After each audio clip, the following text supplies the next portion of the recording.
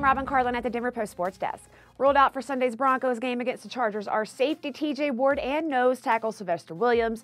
A few to keep an eye on who didn't practice Thursday are tight end Owen Daniels and receiver Benny Fowler. And even though DeMarcus Ware has practiced for 2 straight days now, he'll still be a game-time decision. Sunday's game presents a unique matchup. Your Denver Broncos are the league's top passing defense, but the Chargers quarterback Phillip Rivers has thrown for the second most passing yards. We'll see who wins that matchup in a little over 48 hours. Broncos-Chargers on Sunday. Kickoff from San Diego at 2:05. The streak is over. That's right. Thursday night, the Nuggets went into Toronto and finally snapped their 8-game losing skid. In fact, Denver never trailed in this one. The Nuggets carried a 14-point lead into the half, but this time they held on. Danilo Gallinari had 21 points and Will Barton came off the bench for a team-leading 22. Nuggets get off the schneid and move to 7-13 on the season. They'll wrap up their road trip against the Philadelphia 76ers on Saturday.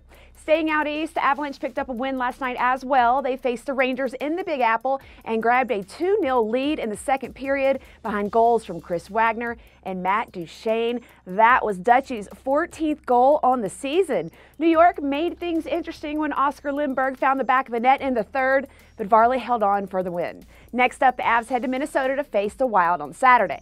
In college hoops, CSU men's basketball took an 83-77 loss to Long Beach State last night in Fort Collins. The Rams will host CU Buffs on Sunday. In soccer news, Colorado Rapids front office said the club's last place finish in 2015 was unacceptable.